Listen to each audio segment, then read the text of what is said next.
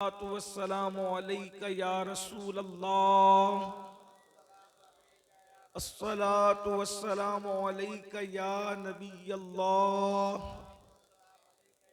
अस्सलातु वस्सलामु अलैका या हबीब अल्लाह। व अला आलिका व अस्हाबिका या नूर अल्लाह सल्लल्लाहु तआला अलैका वसल्लम। नेमतें बांटता जिस्म तो वो ज़ीशान गया, साथ ही मुंशिए रहमत का कलम दान गया। ले खबर जल्द के गैरों की तरफ ध्यान गया, मेरे मौला मेरे आका तेरे कुर्बान गया। आह वो आह के नाकाम तमन्ना ही रही, हाय वो दिल जो तेरे दर से पुरअरमान गया। दिल है वो दिल जो तेरी याद से मामूर रहा। सर उन्हें शिफा अता फरमाए, उमर नू अता फरमाए, और हमारे आका सल्लल्लाहु अलैहि वसल्लम की उम्मत में जितने भी जो भी बीमार है, अल्लाह हर बीमार को शिफा दे। और सबसे बड़ा बीमार में और हम में से अक्सर लोग, हमें गुनाहों की बीमारी, अल्लाह ताला हमें गुनाहों की बीमारी से जल्द शिफा नसीब फरमाए। जिस्म बीमार होता है तो एक इंसान तबाह होता है, लेकिन जब गुनाह की बीमारी आती है तो पूरा माशरा तबाह और बर्बाद हो जाता है। इसलिए अल्लाह की बारगाह में हमेशा दुआ करते रहना चाहिए कि अल्लाह हमें जिस्मानी बीमारी से भी बचाए, रूहानी बीमारी से भी बचाए।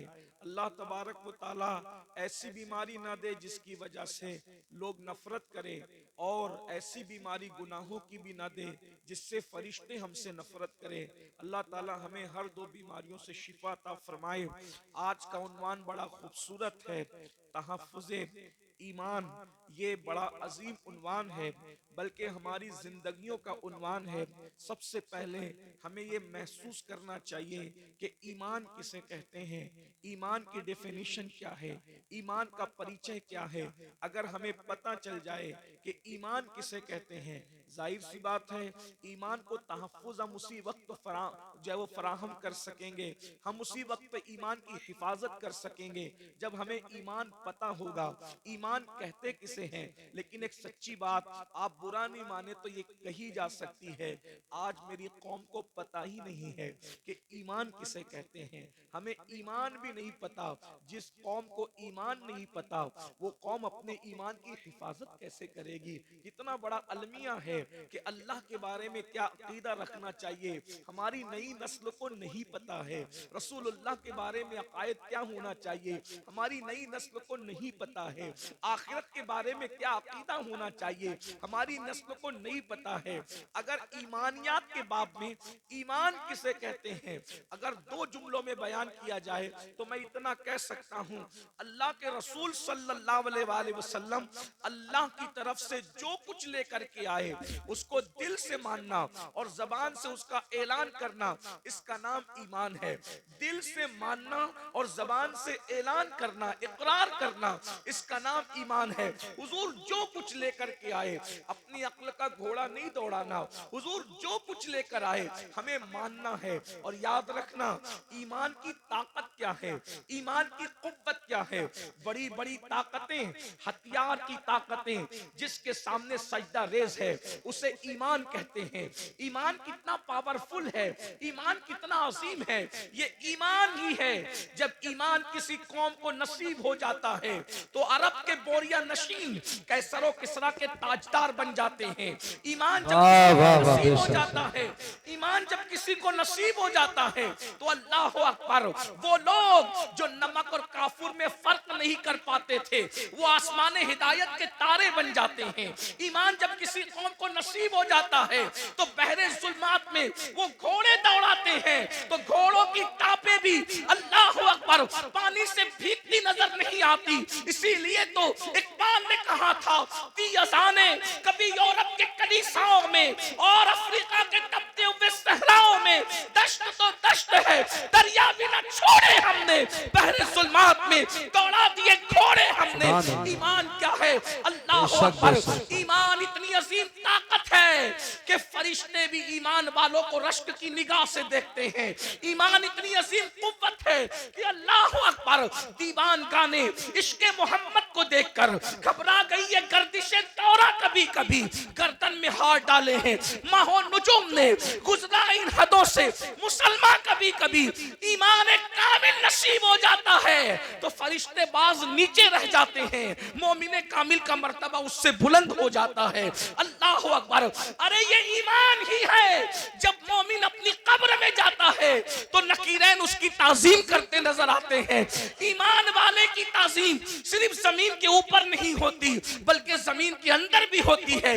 नकीरैन जिसकी ताजीम करे उसको मोमिने कामिल कहते हैं, मेरे इमाम कहते हैं। नकीरैन करते हैं ताजीम मेरी, नकीरैन करते हैं ताजीम मेरी, फिदा हो के तुझ पे ये इज्जत मिली है।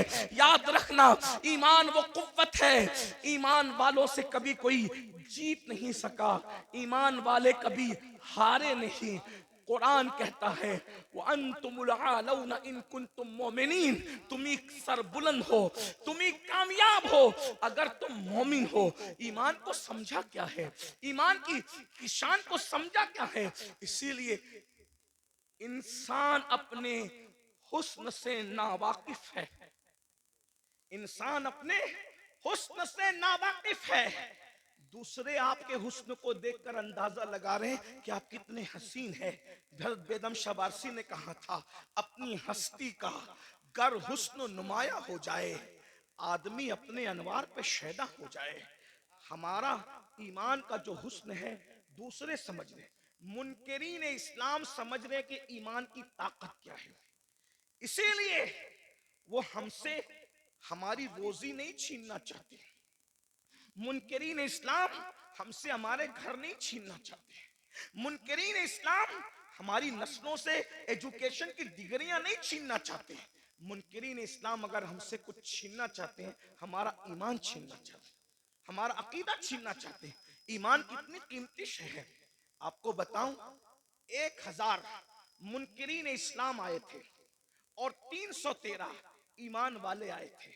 1000 मुनकिरीन इस्लाम ताकत लेकर आए, कुव्वत लेकर आए, तलवार लेकर आए, पेट भरे हुए आए, नाचने वालियों को साथ लेकर आए, गाने वालियों को साथ लेकर आए और अपने मनसब मर्तबे और मकाम को साथ लेकर आए। वो कोई छोटे मोटे लोग नहीं थे जो मुनकिरीन इस्लाम थे, मक्के की तरफ से आए थे। लेकिन 313 ईमान वालों ने क्या किया पता है? 313 ईमान वालों ने उन 1000 लोगों को धूल चटा दिया। और आपको क्या पता ईमान की ताकत क्या है? जिस वक्त अल्लाह ने हजरत इंसान को बनाया तो उस वक्त हजरत फरिश्तों ने कहा कि ये जमीन पे जाके खून रेजी करेंगे। पता चला खून बहाना फरिश्तों को पसंद नहीं।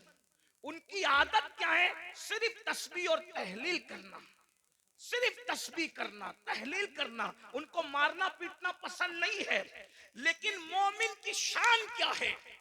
जब मोमिन बद्र में आता है तो फरिश्तों को हुक्म होता है कि मकाम तस्बीह और मुसल्ला छोड़ो और जिस जंग से तुम्हें नफरत थी, मोमिनों की इत्तिबा में जाकर तुम भी जंग करना शुरू करो।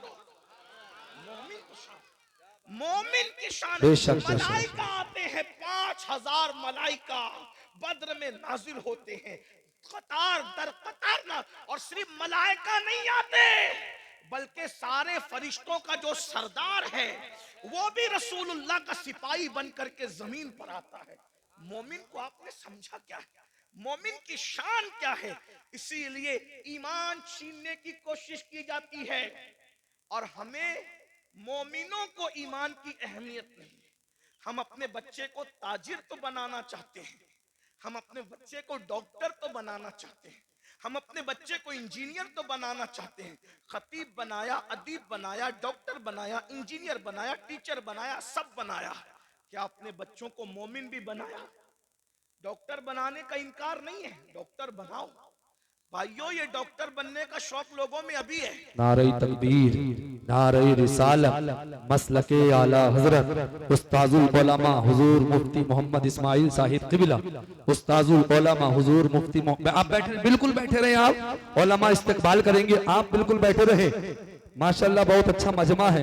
नारे तकबीर, नारे रिसालत मसलके आला हजरत। इतनी तबीयत अलील है हजरत की, इस उम्र में भी देखिए माशाल्लाह हजरत तशरीफ ला चुके हैं। उस्ताजुल उलमा ज़ीनत मसनद इफ्ता हजरतुल अल्लामा हजरत अल्लामा हुजूर मुफ्ती मोहम्मद इस्माइल साहिब क़िबला तशरीफ ला चुके हैं। हजरत को आगे ले लें ताकि सारे लोग हजरत के नूरानी चेहरे की ज़ियारत करें। नारा लगाए मोहब्बत से, उम्र देखे हजरत की, सब जानते हैं, पूरा इलाका जानता है। नारे तकबीर, पीछे वाले भी जरा आवाज बुलंद आवाज से नारा लगाए। नारे तकबीर, नारे रिसालत मसलके आला हजरत हुजूर मुफ्ती इस्माइल साहिब क़िबला, हुजूर सय्यद अमीनुल कादरी साहिब क़िबला, उलमाए अहले सुन्नत। सुभान अल्लाह।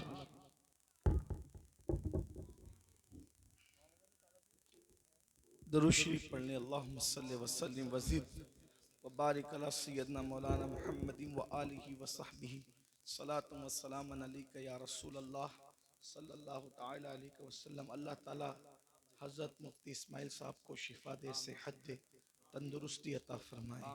इस हालत में भी वो तशरीफ़ लाए हैं, ये हमारे बुज़ुर्गों का खुलूस है, इखलास है। दुरूद शरीफ एक बार पढ़े, मैं गुफ्तगू आगे बढ़ाता हूँ। रब्बे सल्ले व सल्लिम दाइमन अबदा अला हबीबिका खैरुल खल्क़ि कुल्लिहिम सलातु व सलामुन अलैका या जद्दल हसन वल हुसैन व अला आलिका व अस्हाबिका या जद्दल गौसस सकलैन।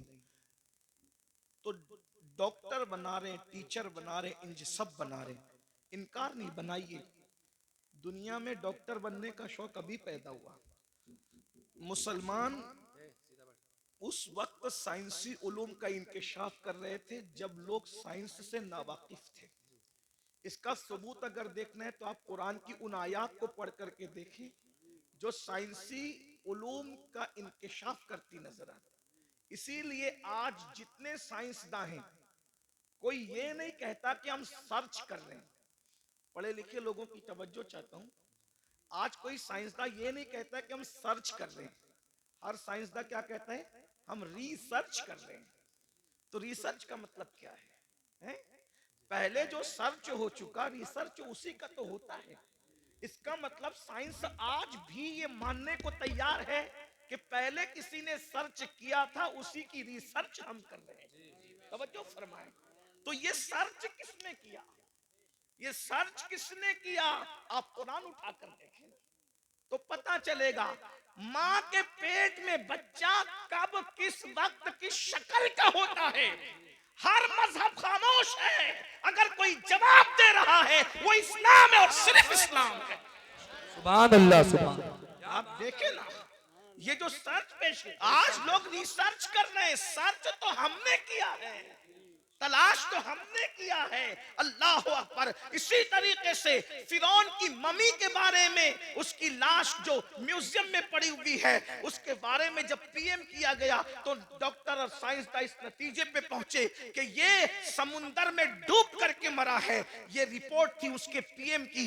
लेकिन सोचा कि आखिर ये डूब के मरा, समुंदर में डूबने वाला बाहर कैसे निकल सकता है? सारे मज़ाहिब की किताब खामोश थी। इस्लाम ने कहा, कुरान ने कहा कि हमने तेरी लाश को इसलिए बचाया ताकि हम तुझे लोगों के लिए इबरत बना दें। देखो कुरान बोलता नजर आया। मेरे भाइयों, ईमान की, इस्लाम की अजमत को समझो।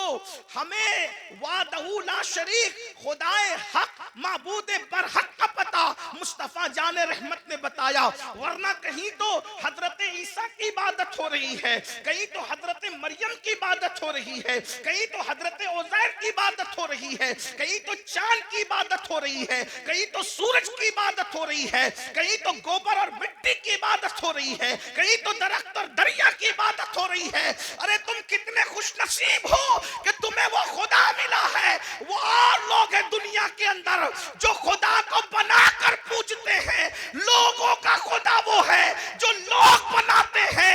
मुसलमानों का खुदा वो है जिसने कुन कहकर कायनात को जिंदाबाद, जिंदाबाद। नारे तकबीर, नारे रिसालत। लोगों का खुदा वो है जिसकी तस्वीर तस्वीर बनती है। मुसलमानों का खुदा वो है जो तसव्वुर में भी नहीं आता।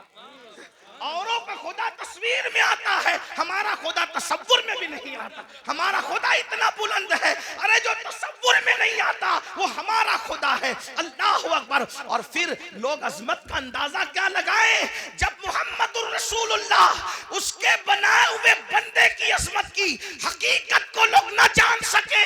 जब उसका बंदा इतना बेमिसाल है तो वो खुदा कितना बेमिसाल। बात है, जिंदाबाद जिंदाबाद। ईमान की अहमियत को समझो, कौन सा मजहब हमें नसीब हुआ है। इसीलिए आज हम ईमान की, मुसलमान ईमान की अहमियत नहीं समझ पा रहा है, मुनकिरीन इस्लाम अहमियत समझ गए। इसीलिए वो ईमान छीनना, वो जानते हैं जब तक इनके पास ईमान रहेगा इनको ज़ेर नहीं किया जा सकता, इनको तबाह नहीं किया जा सकता, इनको बर्बाद नहीं किया जा सकता। छीन लो इनसे ईमान। इनके पास दाढ़ियां रहे चलेगा, इनके पास टोपियां रहे चलेगा, इनके पास मदरसे रहे चलेगा, इनके पास स्कूल रहे चलेगा, इनके पास जो है वो सर्टिफिकेट रहे चलेगा, इनके पास ईमान नहीं रहना चाहिए। इसीलिए ईमान छीनने के लिए मंसूबे बन रहे हैं, अलग अलग मंसूबे, दाखिली मंसूबे, खारजी मंसूबे। बहुत खतरनाक चैलेंजेस का हमें सामना है। और आप आज हमें बच्चा डॉक्टर बने, इंजीनियर बने, ताजिर बने, उसका मुस्तकबिल सुधर जाए, सबको फिक्र है। अगर फिक्र नहीं है, ईमान की फिक्र नहीं है। नबियों की फिक्र क्या थी? अच्छा कुछ तो इतने देर होशियार है, कहते हैं मौलाना हमारे बच्चे थोड़ी बिगड़ेंगे।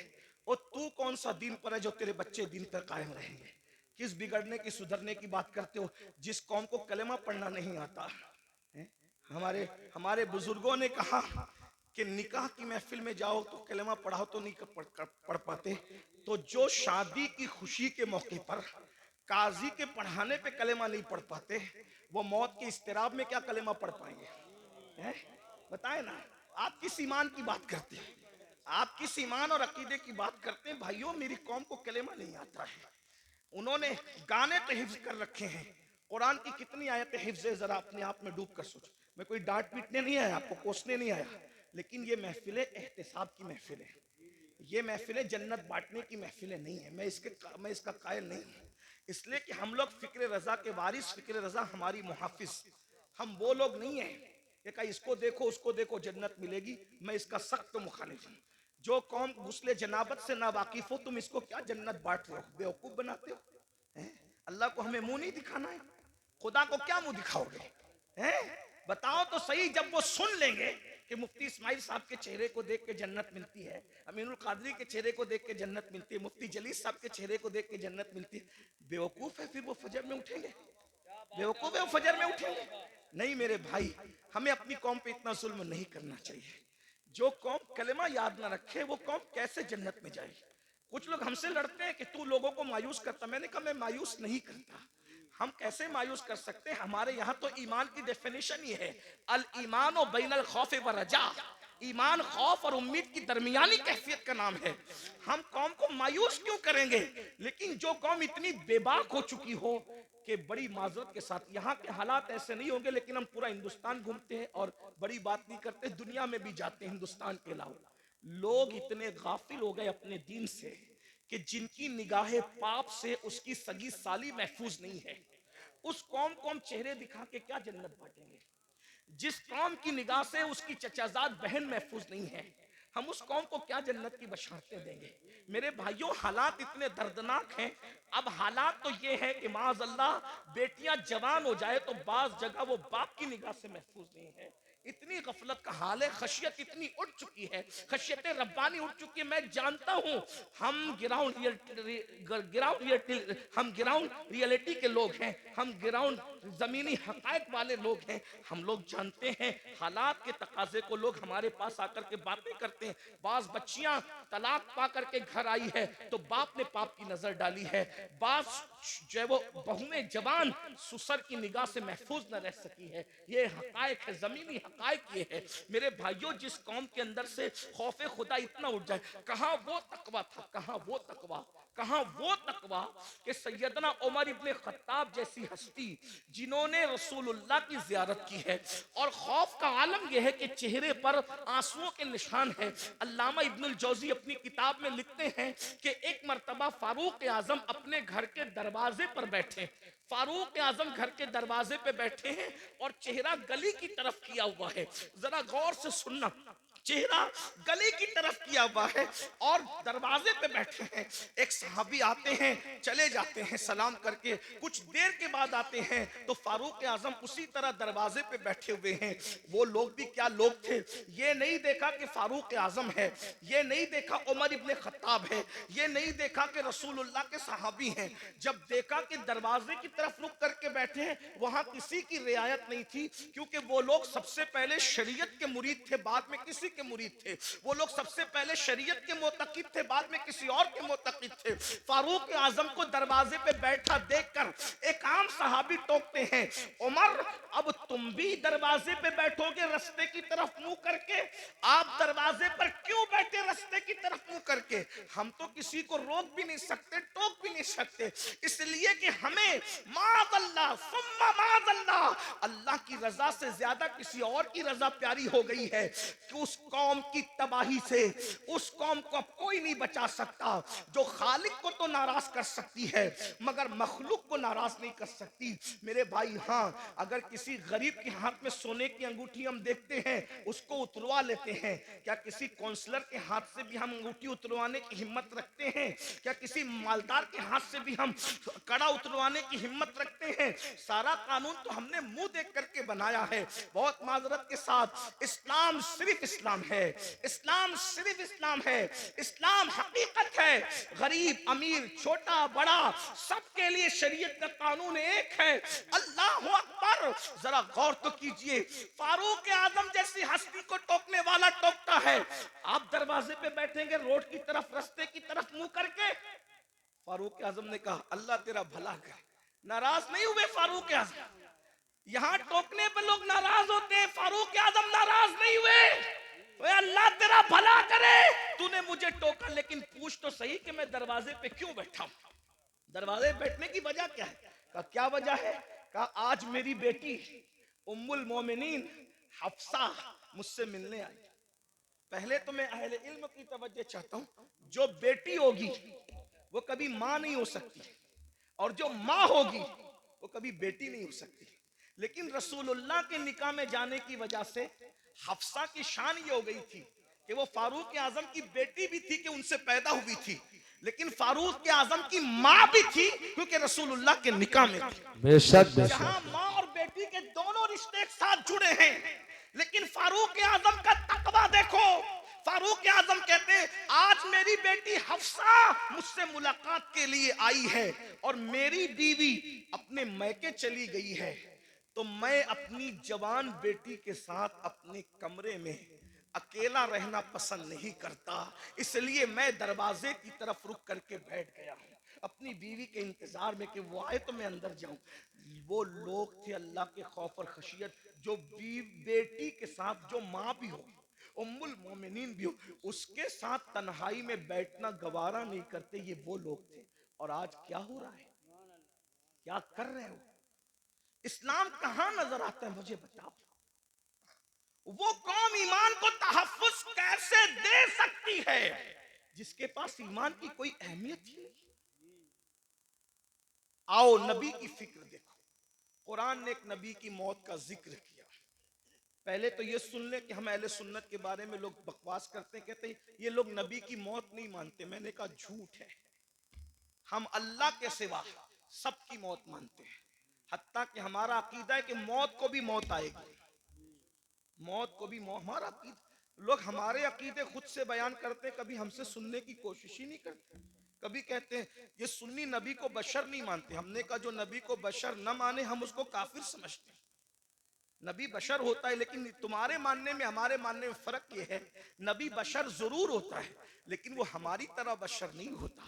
वो खैरुल बशर होता है, वो सैयदुल बशर होता है, वो रश्के बशर होता है, वो अफजलुल बशर होता है। हाँ, बल्कि लिबासे बशर में नबी को भेजकर कुदरत ने बशरियत को मेराज अता फरमा दी है। बेदम शबासी ने कहा था, अब आदमी कुछ और हमारी नजर में है, अब आदमी कुछ और हमारी नजर में है, जब से सुना है यार लिबासे बशर में, जब से सुना है यार लिबासे बशर में है।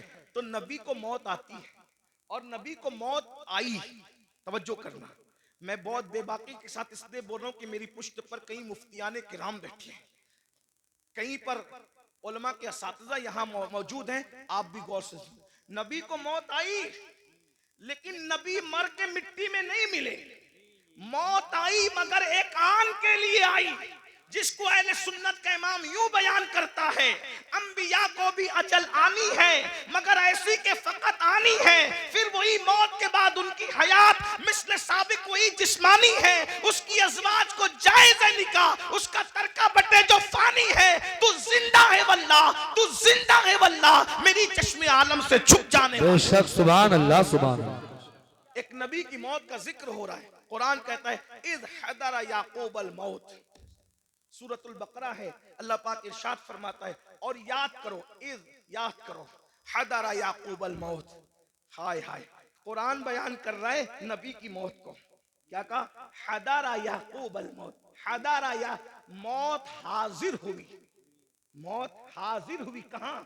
याकूब अलैहिस्सलाम के पास। पता चला अंबिया की बारगाह वो है जहां मौत भी हाजिर होती है, मौत भी हाजिरी देती है। हाँ, इसका मतलब ये कि तुम और तरह मरते हो, अंबिया और तरह दुनिया से तशरीफ ले जाते हैं। इद हद, देखिए हाजिर होने में और तशरीफ लाने में फर्क है। वैसे यूपी में बताने की जरूरत नहीं, यूपी के लोग बहुत पढ़े लिखे होते, उर्दू तो जानते ही हैं। अगर कोई छोटा किसी बड़े के पास आकर कहे कि मैं तशरीफ लाया, तो पढ़ा लिखा आदमी जरूर हंसेगा कि बड़ों के पास तशरीफ नहीं लाते बल्कि बड़ों के पास हाजिर होते हैं। और जब बड़ा कहेगा, जैसे मिसाल के तौर पे अगर मैं कहूं कि हजरत मुफ्ती इस्माइल साहब की बारगाह में मैं हाजिर हुआ तो सही है, लेकिन अगर ये कहूं कि मेरे पास मुफ्ती इस्माइल साहब हाजिर हुए तो गलत हो गया, बल्कि मुझे क्या कहना पड़ेगा? हजरत मुफ्ती इस्माइल साहब तशरीफ लाए। बात समझ में आती है? अब कुरान क्या कह रहे? हदारा याकूब अल मौत, मौत हाजिर हुई याकूब के पास। तो पता चला याकूब बड़े हैं अलैहिस्सलाम, और मर्तबा मौत, यहाँ मौत से मुराद मौत का फरिश्ता है। जाहिर सी बात है हमारे नबियों से, हमारे नबियों से रुसुल मलाइका का मर्तबा अफजल नहीं है, है ना? हमारे यहाँ पढ़ाया जाता है रुसुल मलाइका से अंबियाए किराम और रुसुलान निज़ाम जो इंसानों में है वो अफजल है। ठीक, हदारा याकूब अल मौत, इससे पता चला। और फिर उसके बाद क्या कुरान कहता है? जब मौत हाजिर हुई तो कुरान कहता है हजरत याकूब अलैहिस्सलाम ने अपने बच्चों को, पोतों को, बेटों को, सबको जमा किया और क्या कहा? इज़ क़ाल लिबनी मा ताबुदून मिन बादी, कि तुम मेरे बाद किसकी इबादत करोगे? नबी को फिक्र क्या है? बेटे कैसे कैसे बेटे हैं, क्या नबी ने तरबियत नहीं की होगी? या यूसुफ अलैहिस्सलाम जैसा बेटा। इसी तरीके से उनके और जो 11 बेटे थे, याद रखिएगा वो जो 11 बेटों का तस्करा कुरान में है, हम उनकी बेअदबी नहीं कर सकते क्योंकि वो बिगड़े हुए लोग नहीं थे। वो तो एक उनकी ऐसी लग्जिश थी जो रश्क की बुनियाद पर हो गई थी, है ना?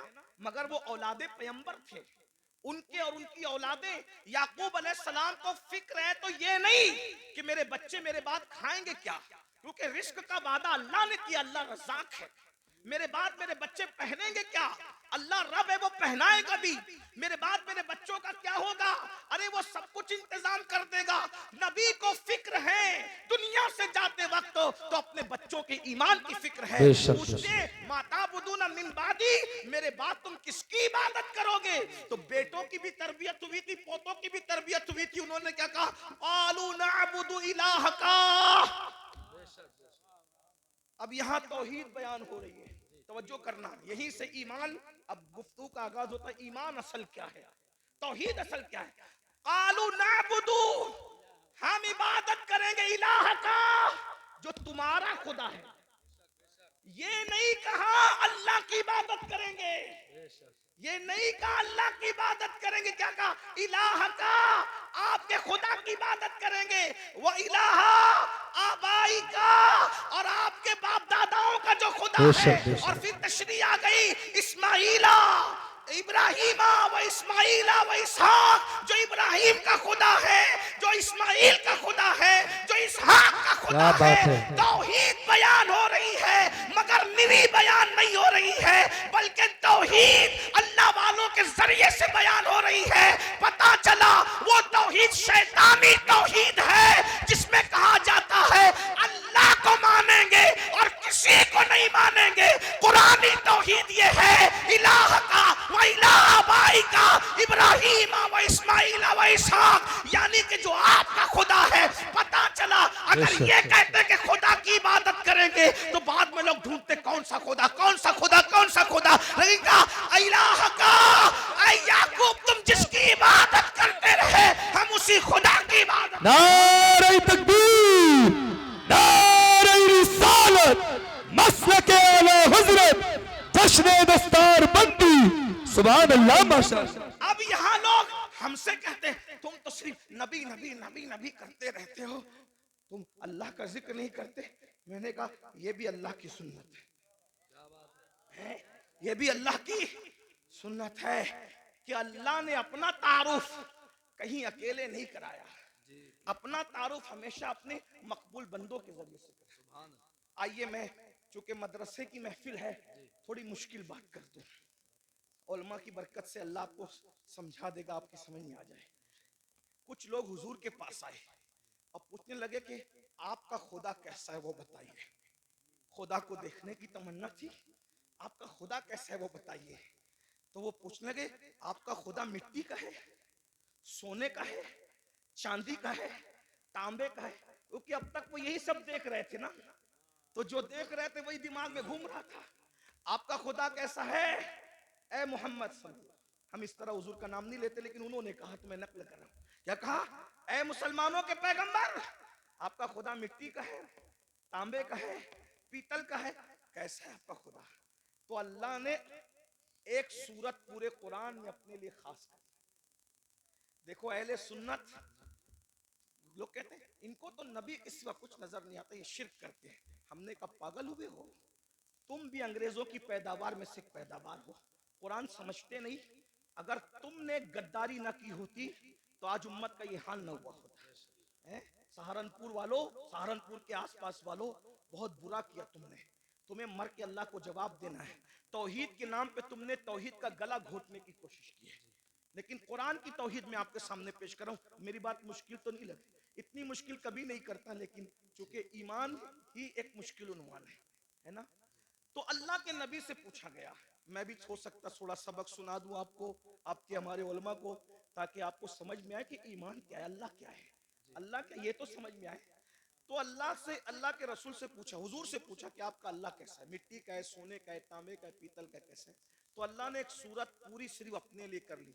114 सूरतों में एक सूरत अल्लाह के लिए, हर सूरत में सबका बयान है। सूरह फातिहा इतने मजामीन है कि जिंदगी खत्म हो जाए मजामीन खत्म ना हो, यही कुरान का मौजज़ा है। तौरात के सारे मजामीन, इंजील के सारे मजामीन, जबूर के सारे मजामीन, साहिफ इब्राहिम और तमाम अंबिया के सहीफों के सारे मजामीन कुरान में, और कुरान पूरा सिमट कर सूरह फातिहा में आ जाता है, और सूरह फातिहा पूरी सिमट कर बिस्मिल्लाह में आ जाती है, और बिस्मिल्लाह पूरी सिमट कर बा में आ जाती है, और बा पूरी सिमट कर बा के नुक्ते पॉइंट में आ जाती है।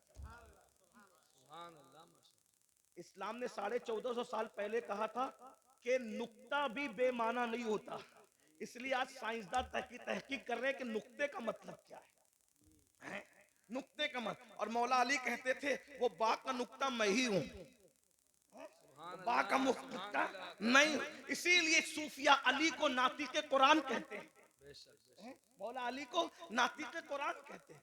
हाँ बात याद रखना, लेकिन ये भी याद रखना अली नातिक कुरान जरूर है, लेकिन अबू बकर सिद्दीक का मुक्तदी है। क्या बात है, वाह वाह वाह वाह, बेशक बेशक। अली नाती के कुरान जरूर है, लेकिन सिद्दीक अकबर का वो 2.5 साल तक कहते रहे पीछे इस इमाम के, 10 साल तक कहते रहे फारूक आजम के पीछे इस इमाम के, 12 साल उस्मान गनी के पीछे इस इमाम के। मैं सोचता हूँ पीछे खड़े रहने वाला नातिके कुरान है, तो मर्तबा सिद्दीक अकबर का क्या, मर्तबा फारूक आजम का क्या, मर्तबा उस्मान गनी का क्या होगा। इसी को मेरे इमाम कहते तेरे चारों हमदम है, एक जान एक दिल, अबू बकर फारूक उस्मान अली है। सिद्क को अदलो करम और हिम्मत में 400 शोरे हैं इन चारों के। ईमान के बड़े तकाजे हैं। तो बहरहाल 114 सूरतें हैं, 114 सूरतों में हर सूरत में किसी में जन्नत का जिक्र है तो जहन्नम का भी। एक बात अर्ज करूं, आप बहुत अच्छे से सुन रहे तो हिम्मत कर रहा हूं, कुरान की यही शान है। अभी हिफ्ज की गलेबन दस्तार होगी है, साथ हाफिज बने। एक बात आपके सामने रखो, जिस किताब में साइंस बयान होता है उसमें अलजेब्रा नहीं बयान होता, और जो अलजेब्रा की किताब होती है उसके अंदर ज्योग्राफी बयान नहीं होता। जो ज्योग्राफी की किताब होती है उसके अंदर जो है वो मजहब बयान नहीं होता, और जिसमें मजहब बयान होता है उसके अंदर साइंस बयान नहीं होता, है ना। ऐसे ही अगर आप मजहब की किताब में ज्योग्राफी बयान करें तो मजमून बदलने से सारी गड़बड़ हो जाए। जैसे शायर लोग अभी नात पढ़ रहे थे, कलाम पढ़ते, अगर ये नात पढ़ते पढ़ते लका बदरुन फिल वजहिल अजमल खतहाले माजुल्फ अब्र अजल तुरे चंदन चंद्रो पुरो कुंडल रहमत की भरन बरसा जाना, ये शेर पढ़ते और साथ में गालिब का ये जोड़ देते कि कल 14वीं की रात थी शब्बर रहा चर्चा तेरा, कुछ ने कहा कि चांद है कुछ ने कहा चेहरा तेरा, हम भी वहां मौजूद थे हमसे भी सब पूछा किए, हम चुप रहे हम हंस दिए मंजूर था पर्दा तेरा। कुछ लोग चप्पल उठा लेते कम बखत, कम से कम नात का तकद्दुस तो देख, कहाँ वो चेहरे बद्दुहा और कहाँ गालिब के महबूब का चेहरा, थोड़ी शर्म तो कर। मजमून बदला, गड़बड़ हुई कि नहीं। ऐसा लगा जैसे मखमल की चादर में टाट का पेवन लग गया, ऐसे ही है ना, बोलो भाई ऐसे है कि नहीं है। एक उन्वान, जैसे अभी मैं उन्वान बयान कर रहा हूं ईमान पर, और ईमान बोलते बोलते अचानक मैं लतीफा बोलने लगूं तो कहेंगे किस मस्खरे को लाके बिठाया है, उलमा का भी ख्याल नहीं किया। अरे 5000 लोग थे, 1 घंटा बर्बाद नहीं किया, बल्कि 5000 लोगों का 1-1 घंटा बर्बाद किया, तो मुसलमानों के 5 घंटे